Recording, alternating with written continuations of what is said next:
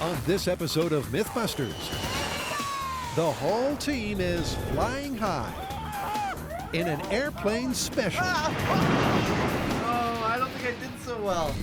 First, Adam and Jamie fly by the seat of their pants Yeah, shut up. in a state-of-the-art simulator to see if a novice pilot can be talked down by air traffic control. Pull your nose up and give it power. Oh my gosh, coming in really fast. Then Carrie, Tori, and Grant get gnarly with 3 skydiving movie myths from action flick Point Break. Adios, amigos! Oh, shucks! Buster gets the push to find out the free fall time from 4,000 feet. Oh, my God! Grant discovers if you can have a conversation in midair. so excited. And Tori lays his life on the line in a high-speed chase at terminal velocity to see if it's possible to catch someone up in free fall. Dude, that was incredible!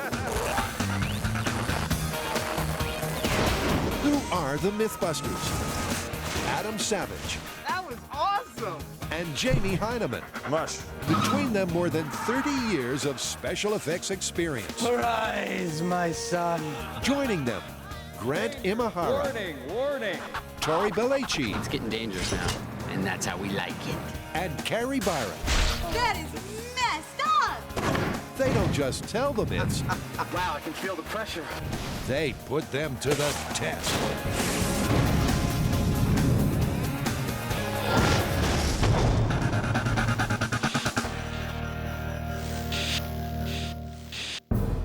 Come on, we need to come up with something. What do we have? I got nothing. Some idea. Parachutes. Misconceptions about skydiving. There are a bunch of Hollywood movies that feature skydiving. Skydiving's good. Skydiving, airplanes. How about when the pilot's incapacitated and they talk a passenger into landing the plane? Perfect. That's really good. An entire episode about airplanes. Ladies and gentlemen, please buckle up for an airplane special. The Mythbusters are no strangers to aviation myths. I want liftoff this time. They've made mincemeat of an airplane. Yeah! They've fired chicken meat at an airplane. And they've even used an airplane to make a bus take to the sky. But now, they're back with 2 brand new flights of fantasy straight from the fan site. And starting off, it's an all-time classic. So in all your eclectic careers, you've never gone out and gotten a pilot's license? Nope, thought about it, never did it. Not even any illegal crop dusting? Neither have I. And you know, that makes you and I perfect testbed platforms for this next myth. You mean talked into landing? Yes, let me set the scene for you. You have chosen the kosher meal and have eaten it just fine, but the pilot and co-pilot have accidentally been fed the salmon mousse. Stricken with food poisoning, they can no longer fly the plane, and the stewardess says, "Is there anyone here who will land this plane?" And you get behind the seat, get on the horn to air traffic control, and they give you the instructions to land that plane safely. So you're a completely inexperienced pilot, but they talk you down into a safe landing. That's the myth. That's what we've got to test. The life of everyone on board depends upon just one thing. Finding someone back there who can not only fly this plane, but who didn't have fish for dinner. It's a classic scene from the silver screen. The pilot and co-pilot are out of action, and the flight attendant asks the question no one wants to hear. By the way, is there anyone on board who knows how to fly a plane? Can a complete novice really land an airplane? You know, Adam, I don't think our insurance company or the FAA is going to give us any kind of permission to attempt to land a real plane. Nope, I think we're gonna have to do this one in a simulator of some kind. And luckily, the researchers have turned up the creme de la creme of flight simulators for us. It's NASA's, and they use it to train real pilots. Okay, and before we get talked down by the air traffic controller, I think we should try it au naturel, you know, without any help at all, and see how we do. Because if we can do that, then there's no need for air traffic control. Exactly. So it's chalks away. And first up, we meet the man with the machine, Terry Rager. Welcome aboard. And after a brief tour, what's immediately clear is this simulator ain't exactly your average game console. Wow. Those are the size of a small house. That's amazing. All you're going to find is pretty realistic once you get inside. With pneumatics to simulate every bump, more buttons than a Wurlitzer organ, and a state-of-the-art graphics display, this simulator is the real deal. Ready? And first into the hot seat is Jamie. You go first. Here is the plan. We're gonna try landing this flight simulator on our own without any assistance because, well, if we can, there's no need for a test. They've concocted for each of us a flight scenario that we'll open when we're ready to fly, that'll tell us the critical details about our flight. Jamie's gonna go first, and who knows, maybe he's gonna turn out to be a great pilot. I wouldn't be that surprised. Okay, so I've left Chicago. I'm on my way to Denver. I'm in a large commercial airliner with 160 passengers, and I'm at 15,000 feet. Good luck. It's up to you to land the plane and save the lives of the passengers without any help. Okay, well, I guess I better get to it. It's worth remembering, despite the aviator mustache, Jamie has absolutely no experience piloting a plane. And to make a tough task tougher, Terry has programmed a night flight. So Jamie will be quite literally flying in the Twilight Zone. I have a basic understanding of how airplanes work, which I think should be helpful, but the rest of it, this is all alien to me. I'd say this is going to be a little bit of a rough landing. Captain Jamie's not altogether confident, and once he takes the controls, he shares his concerns with the cabin crew. Ladies and gentlemen, this is your captain speaking. Put your tray tables and your seats in the full upright position. Make sure you have all your seat belts engaged, and kiss your ass goodbye. The simulator cockpit, modeled on a generic passenger plane, has real instrumentation and flight controls. And state-of-the-art computers control the actuators that respond physically to the pilot's handling. Let's just start to play with the controls a little bit. And it's clear from the get-go that Jamie is hopelessly out of his depth. I need to find my speed. Why can't I find my speed? With alarms, sirens, and verbal warnings going off, Jamie's struggling. He's going too fast. And with his roller coaster steering style, he's breaking every FAA regulation in the book. He just rolled out of a 45-degree bank, which normally 30 degrees is the maximum an air carrier would do. If he keeps this up, he may tear the plane apart before he has a chance to crash land. Looks like we're headed towards some kind of population center. Let's see if we can go faster.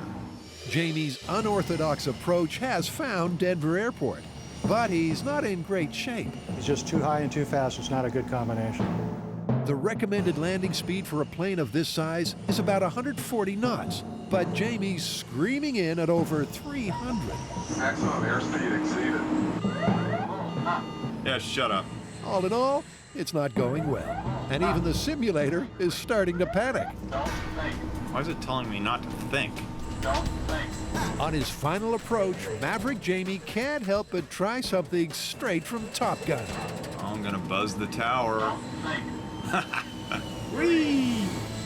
In all the excitement, he's still coming in at double the landing speed. And that's not the only problem.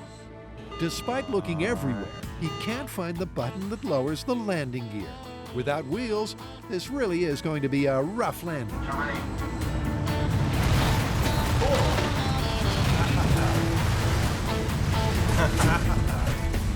Jamie hits the deck, putting the Terror into terra firma. A crunching, shuddering skid ends in disaster. Lucky it's just a simulator. Please exit only by the front doors. Unfortunately, I died, and all of my passengers and crew died along with me.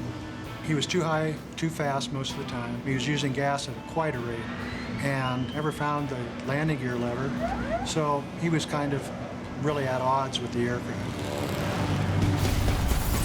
So landing a passenger jet without experience or help is nigh on impossible. unless Adam can prove otherwise. The hours of flight time I have total in simulators and real planes, 0.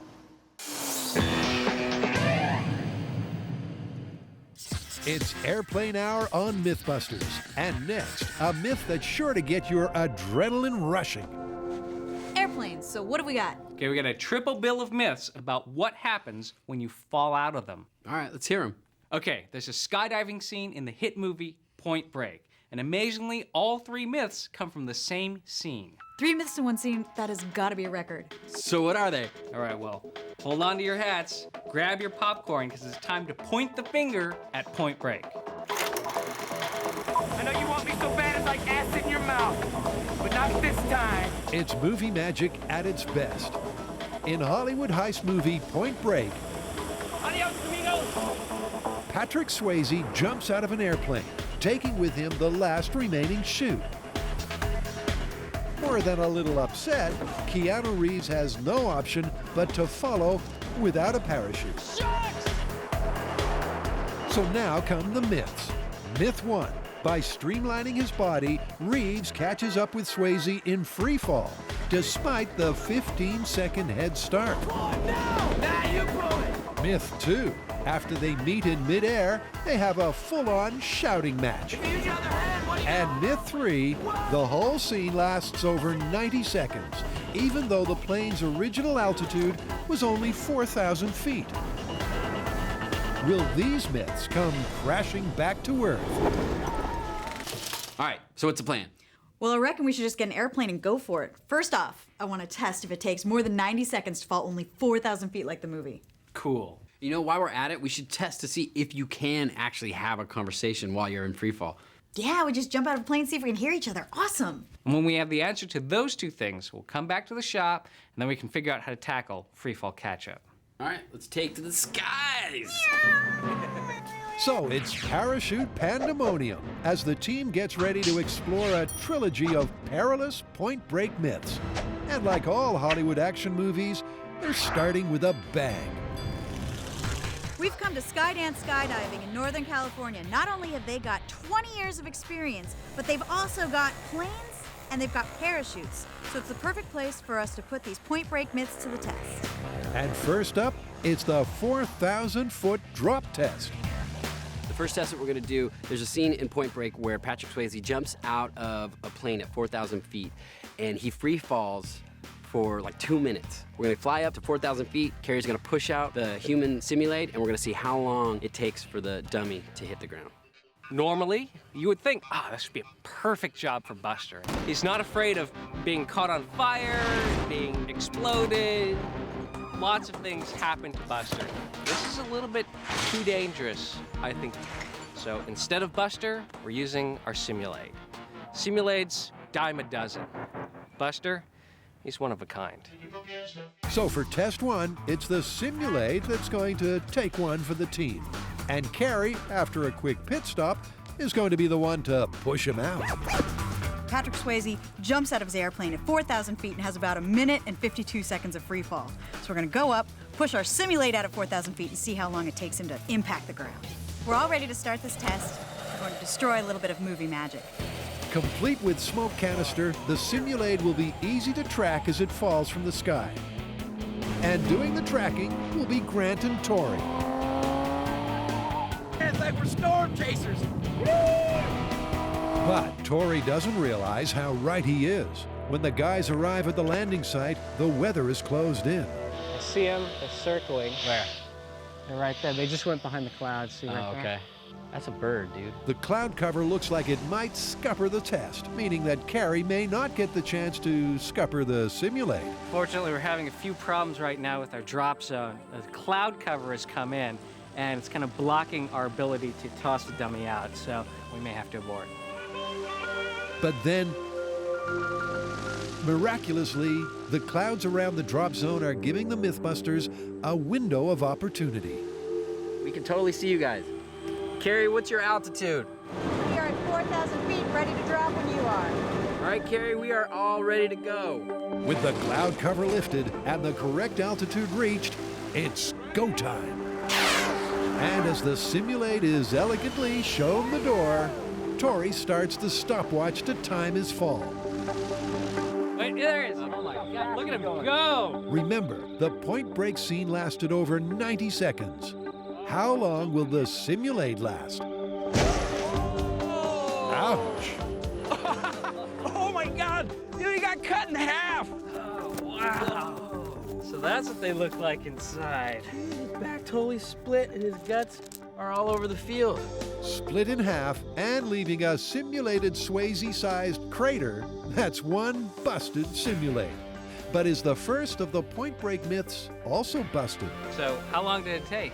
That was 31 seconds. There's no way. In the movie, he's like a minute and a half, 2 minutes free fall.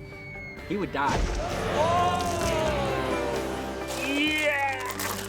That was so cool. He went way faster than I thought he was gonna go, and he hit so hard that he actually broke into 2 pieces. His back split open, and now there's guts all over the field. In the movie, he's free falling for a minute and a half, maybe more. There's no way he would have been able to free fall that long. He would have died. So this one's busted.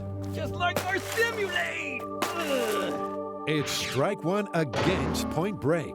So bring on myth number 2, where the simulate is out and Grant is in. It doesn't really fill me with a great sense of joy to see what could potentially happen if something went horribly, horribly wrong.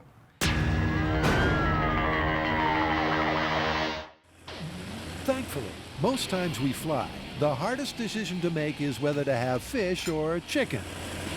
But if the journey took a turn for the worse, can a complete novice really take the hot seat and be talked into land? So far, Jamie's tried a landing without any external help. And failed miserably. But what about Adam? Okay, Adam, it's your turn. Adam has an identical flight plan to Jamie, but let's hope the outcome is different. The hours of flight time I have total in simulators and real planes, 0. I'm imagining that the flying itself will be fun and not so difficult, but that the landing will be potentially disastrous. Like Jamie, Adam's hardly confident, and once he takes the controls, it's pretty clear why. Oh, I'm actually flying. Oh, wow. What? I don't know what to do. Oh my God. The overwhelming array of instruments and alarms are, well, overwhelming and alarming. Terrain, okay. That means I'm really close to the terrain. Adam has no idea what his altitude is, and with the airport some distance away, he flirts with a hard and premature landing. Okay, I'm pulling up. All right, I'm pulling up.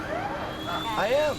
With the passengers now using their sick bags, Adam's speed has dropped so low he's stalled, and that leaves only one outcome. Oh, jeez. Okay, wait. Oh,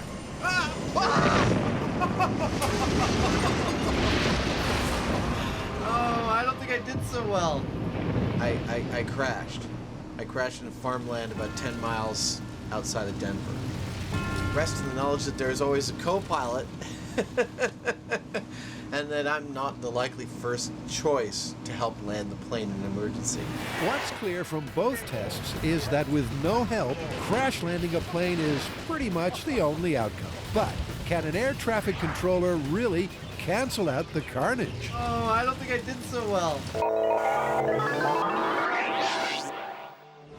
The guys are testing 3 skydiving myths from the action movie Point Break. And so far, the simulate has shown that free falling for a minute and a half from an altitude of 4,000 feet is busted.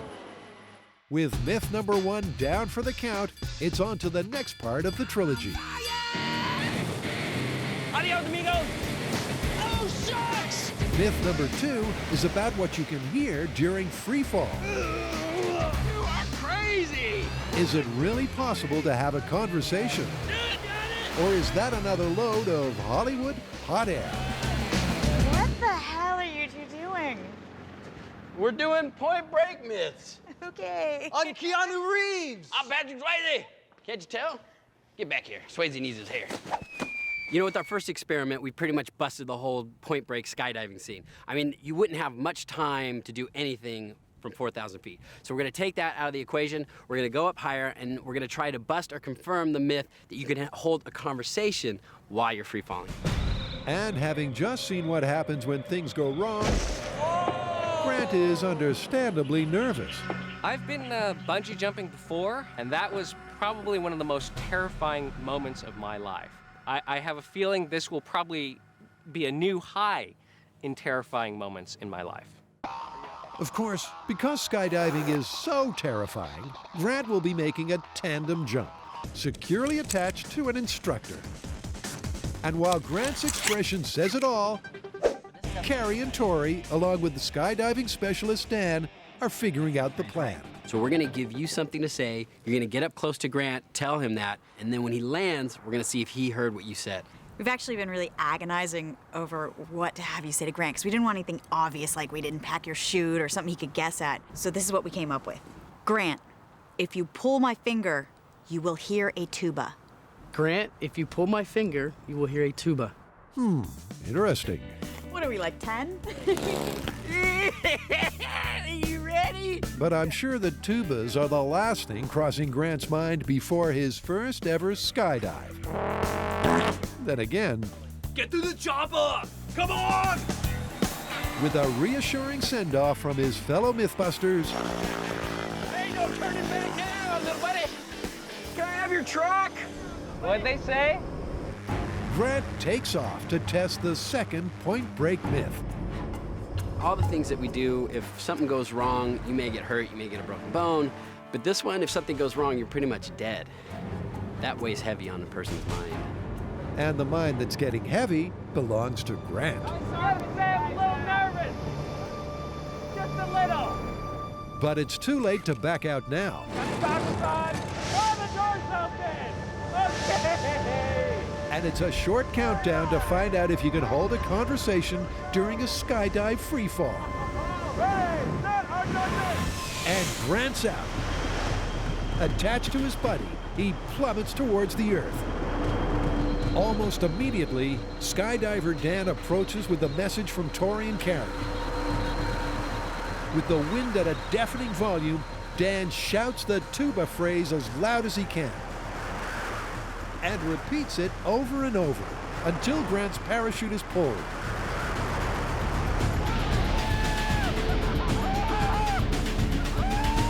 Once he slows down, you can hear his screams from miles away. Do you hear him screaming? Is that Grant? I thought that was some kind of weird bird. But it seemed to be a different matter entirely during free fall. Grant, land like you know what you're doing. All right.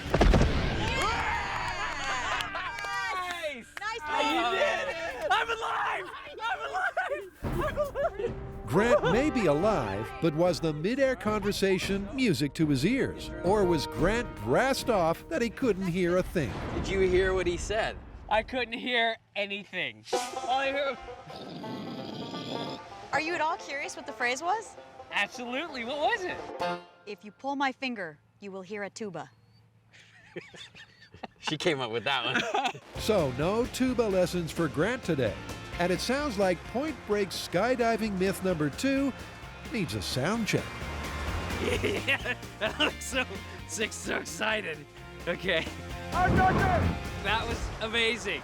I mean, we're up there and the wind is rushing past me and the sand came in. He was right in my face and he's saying blah, blah, blah, blah, blah. But I could not hear anything. All I could hear was... Can you have a conversation in free fall? Absolutely not. Flying a plane requires hundreds of hours of training. And on this airplane hour of Mythbusters, it's clear to see that every single minute of that time is well spent. Because Adam and Jamie have just shown that newbie pilots don't exactly pass with flying colors. Oh, I don't think I did so well. Now it's time to see if we can be talked down by an air traffic controller. So Terry is going to be that person, and he's going to try and talk us down using only the information that an air traffic controller would have access to, as well as feedback from us via the radio. We'll see what happens.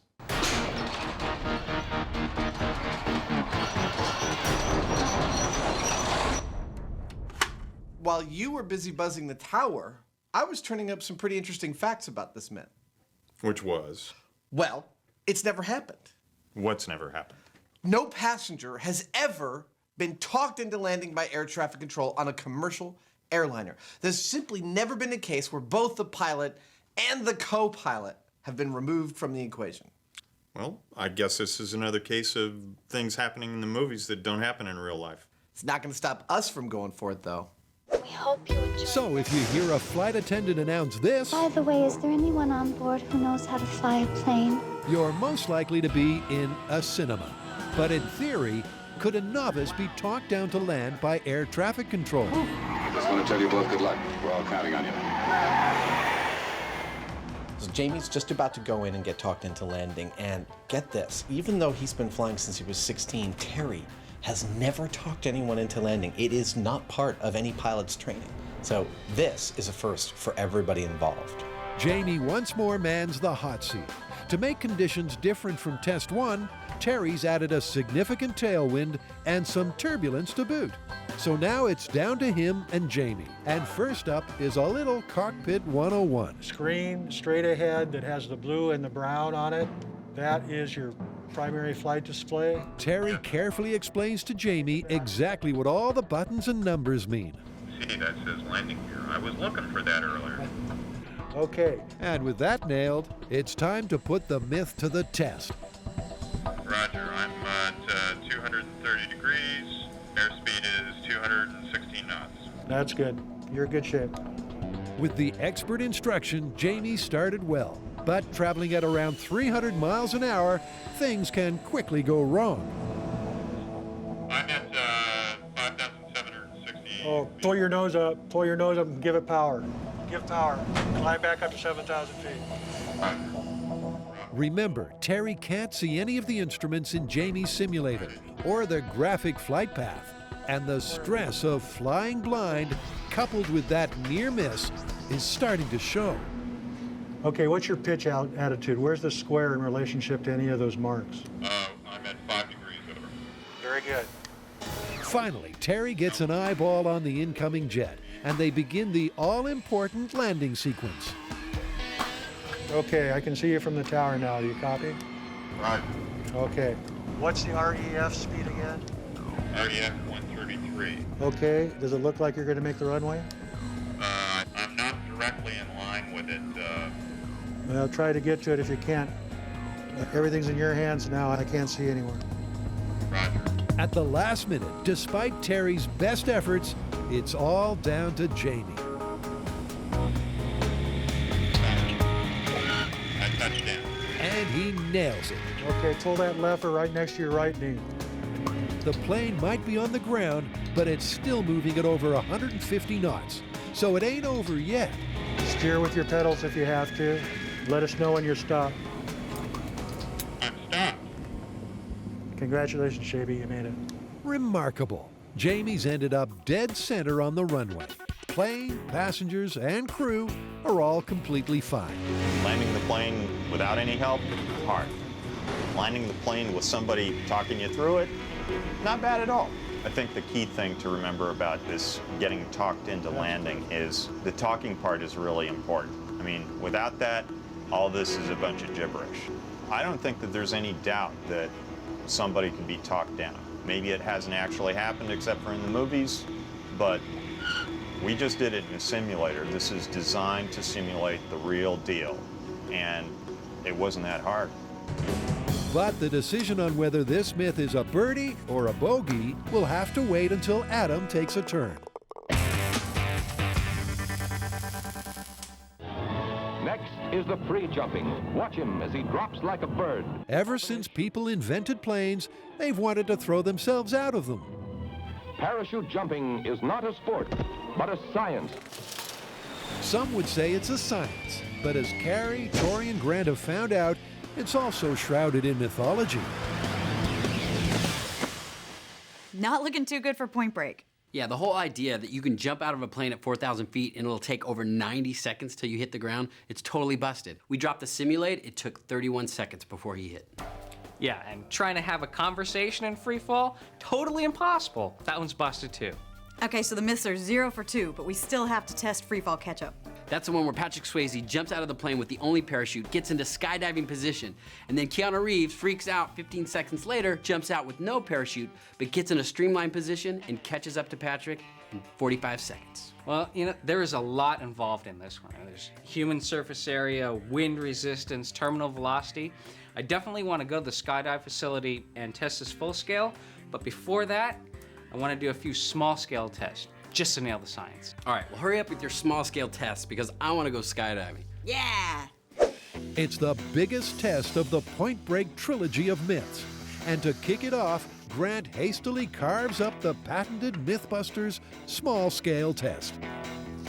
Now, before we take this experiment full scale, I want to do a small scale experiment first to demonstrate that objects with the same mass but different shapes will have different terminal velocities. And that's because of the difference in wind resistance.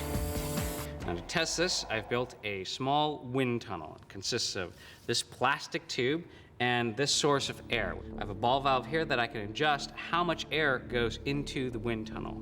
And at the top, I'll measure what the velocity of the wind is, and that'll correspond to that object's terminal velocity. If I can get it to stop in here, that speed will be what I'm looking for.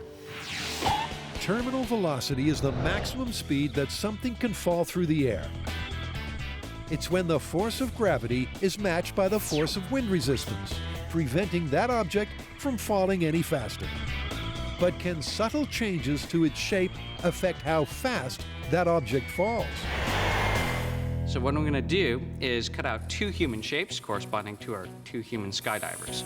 One in the arms and legs out position for maximum wind resistance, and one in the straight position for minimum wind resistance. I'll put them both in the wind tunnel and see what the difference is. By ensuring that the 2 metal cutouts have identical mass, any difference in their terminal velocity is down to their shape and not their weight. Pull the cord, Bodie! But for Grant, it's all getting a bit too much. We're gonna be meat waffles, man. Did you finish the wind tunnel? You ready to test? Yeah. First up, it's the spread eagle cutout who enters the tube. Okay, what'd you get? We're looking at a pretty stable average of about 1450 in feet per minute. Okay. Next up, will the streamline cutout go any faster? I got about 2,000 feet per minute. Oh, fantastic. So it's proof of concept. With better streamlining, metal cutouts at least can fall through the air much faster. So what does that mean for the final Point Break myth? The myth is looking pretty good. In fact, Johnny Utah jumps out of the plane with a smaller surface area. He might be able to catch up to Bodie, maintaining that bigger surface area position. The next step is to take this into a real-life scenario. We're going to go to a wind tunnel and try it on ourselves. No sooner said than done. iFly San Francisco is one of the most advanced terminal velocity wind tunnels in the world. 4 massive fans with a total of 1,000 horsepower can move 1.3 million cubic feet of air per minute. And it's the perfect place to go up a gear on this monster movie myth. Okay, so we're here to see how changes in wind resistance affect terminal velocity. So what's the plan? I say we just get in there and try different body positions and have some that are more wind resistant and some that are less and see how we behave. So that's the plan. And once they're dressed to kill, we're gonna go to some hot nightclub. It's time to point the finger at Point Break. We'll make sure it's working. Ready to go. The machine kicks into life. And when the fans reach a speed of 120 miles per hour, 120. Tori's gonna jump in. I expect I'm gonna walk in there and I'm probably gonna get tossed around like a rag doll. Once Tori stops screaming, he spreads his body out just like the way Swayze does in the movie. And dude, he floats in midair. But when Carrie steps in, she keeps her body vertical and streamlined, like Keanu, so she doesn't leave the ground. We saw with Carrie and Tori both at the same velocity, the same wind coming up on both of them. Carrie was in a very crouched, enclosed position where she had very little surface area facing the wind, whereas Tori was floating on air. I think this is a great demonstration of how your surface area affects your terminal velocity. And with Tori out of the picture, Carrie does the ultimate demo. Even with the speed cranked up to 150 miles per hour, streamlined, she's grounded. Spread-eagled, she flies. That was one of the most fun things I've ever done. It was crazy. You felt like you were flying. Actually, Carrie, flying comes later, as Tori puts his lips on the line for the death-defying full-scale test. Oh, dude, how much fun was that? Besides being the perfect example of surface area to terminal velocity. Well, you know what? That lends some credence to this myth. The next thing? Skydiving! It's Airplane Hour on Mythbusters. The gear is down, and we're ready to land. And Adam and Jamie are testing the movie myth of being talked into land. And Jamie's just had a touchdown moment. Under Terry's expert guidance, he flew like a bird and made the perfect landing. Next up, it's Adam. Oh, okay, wait. Remember, here's what happened on his solo test. Will Terry help him do better? I'm about to get into this flight simulator, right? But it's not like a simulator, it's like real life. The pilot has died. For some reason, I'm the one they turn to land the plane. I get on the horn and say, hello. Hello, air traffic control, talk me how to fly this beast, land these people safely, man, and he says yes. That's my task. On the primary flight display. As with Jamie's test, Terry is effectively flying blind. He has to use all of his years of experience to give Adam every detail he could need. I tell you to put the nose down, you push forward. When I tell you to bring the nose up, you pull back. Okay. Okay. After a brief cockpit tour, Terry starts to talk Adam in. What's your altitude reading now? 14,720 and rising slightly. Okay, put the nose of the airplane, the square, on 2.5 degrees. Okay. This time there's a strong headwind, and that's making the plane bump around a fair bit. But Terry and Adam keep their cool. This is much easier when I have someone guiding me through it. Terry was a fantastic teacher over the headset. I want you to start your descent. Okay. He gave me lots of good guidance about my attitude and my altitude and my heading. You know, he was paying attention to enough of the stuff that I felt comfortable, and I started noticing things. I started seeing my airspeed slowing down. I'd speed it up. Okay, pull the nose up. He got me into this zone, and I was able to land the plane. This was so much fun. Hey, I didn't run off the runway. Okay, the fire truck will be there in a second to help you out. When a civilian like me lands a plane like this, if it's ever happened, I'm sure the fire trucks are on their way out, if only to bring champagne. Just like Jamie, it's mission accomplished. So it's hats off to Terry. You are a great teacher.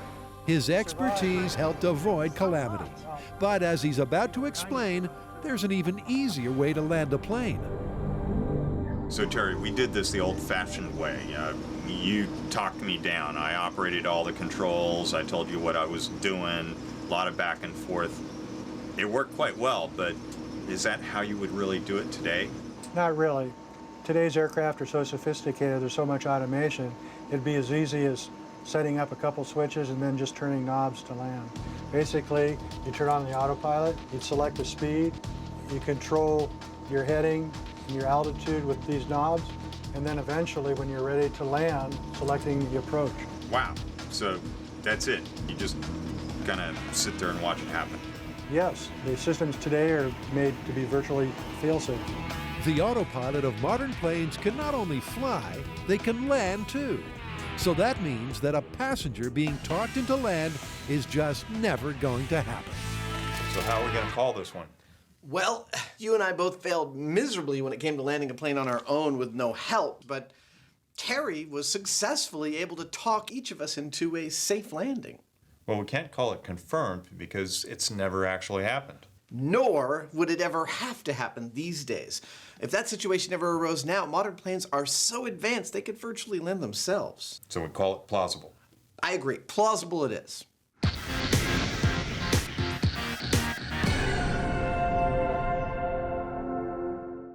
The team has been flying high, testing skydiving myths from the action movie Point Break.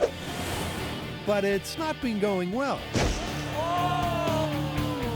So far, the movie is 0 for 2, which just leaves the biggest and most dangerous test to come. Myth number 3. Adios, amigos! The grand finale is the free fall catch-up myth. Is it really possible to give someone a 15-second head start and still catch them up in free fall because of your streamlined body position? You are crazy! In the wind tunnel proof of concept, the myth looked promising. But the guys won't know for sure until they take it to the max and jump out of a plane. So it's back to Skydance skydiving, where Tori is just about to risk it all to get his wings. Tori is doing this last jump tandem, and we have a skydiver that's going to be chasing after him to see if he can catch up.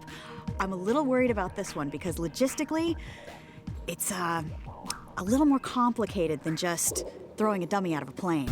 Logistically more difficult, but essentially the same. We really need to test this myth? Afraid we do, Tori. Amazing as it sounds, the man who has shown the red rag to a bull This is starting to feel like a bad idea. been dragged behind a horse and fallen from a building has got reservations. It's like, you know, when everybody else is doing it, you're like, haha, that looks fun. But then, you know, when you're about to get up in the plane and do it, a lot of things go through your mind, like death. Relax, Tori, because you'll have Carrie to hold your hand on the way up, just not on the way down. Okay, you guys, this is the big one. It's the free fall catch-up. So you jump out, get a 15-second head start, and somebody else jumps out and tries to catch up to you. I'll be timing the whole thing. Once you jump, I start the timer, wait 15 seconds, then I'm going to signal your catch-up diver and let him go on after you. All right, let's do it. It's a dangerous test, so let's get the plan straight. When the plane reaches an altitude of 15,000 feet, Tori and his tandem buddy will jump out. They'll assume the spread-eagled position and will be falling at an incredible 120 miles per hour. 15 seconds later, a specialist skydiver will emerge. And by this point, Tori is already 3,000 feet away. By falling in an aerodynamic bullet-like pose, will he fall fast enough to catch up with Tori? It's a complicated plan, so Tori takes a moment to get focused. I just gotta remember to breathe, not my pants, not throw up, not pass out, not scream like a little girl. Oh yeah, and open the parachute, number 6. That's an important one. As the free-fall catch-up express taxis, what does Grant, the veteran of one skydive, think is going to happen? I'm taking your tools! So we found that just by changing your body shape, by making yourself more streamlined, you can pick up a significant amount of speed. Now, whether that's going to be enough for someone to catch up to another person over a 15-second head start, I just don't know. So Grant's convinced that this myth's a flight of fantasy. But back up in the plane, it's all too real for Tori. Is it too late to change my mind? Too late now. You're going out the door. There's no turning back. It's time to make like Patrick Swayze and say, adios, amigo. The plane hit 15,000 feet. Tori's reminding himself to breathe and his eyes are bugging out. The tandem skydiver pushes him to the edge right outside the door. He jumps. Tori and his buddy assume the spread eagle position, and a small control chute ensures their terminal velocity is 120 miles per hour, matching Swayze's speed in the movie. I count 15 seconds so that I can signal the ketchup skydiver to jump out after him. He just soared down as fast as a bullet, and then everything just kind of went white. At the moment ketchup skydiver Nick bails, Tori was already 3,000 feet away. But by assuming the bullet position, Nick hits an incredible top speed of 250 miles per hour. More than twice the speed of Tori, and very, very dangerous. Incredibly, after only 20 seconds, and just as Tori is about to deploy their chute, Nick not only catches up, but he actually overtakes them.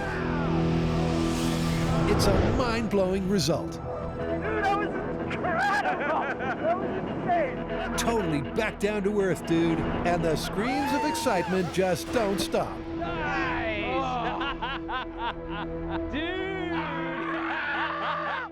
That was insane! So, did the guy catch up to you or what? Yeah, we jumped out. 15 seconds later, he jumped, and right as we pulled our chute, he was like right next to us. You're kidding! He ain't kidding, Greg.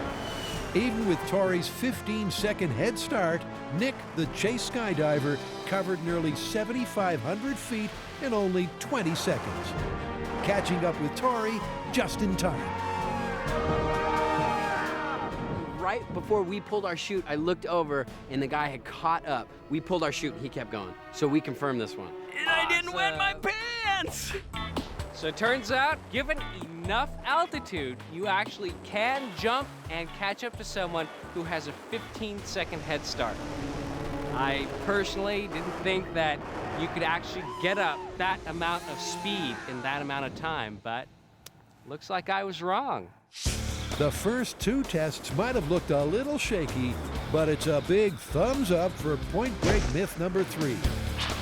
And courtesy of a great action movie, it's been an adrenaline-filled time. All that's left is for the team to wrap it up.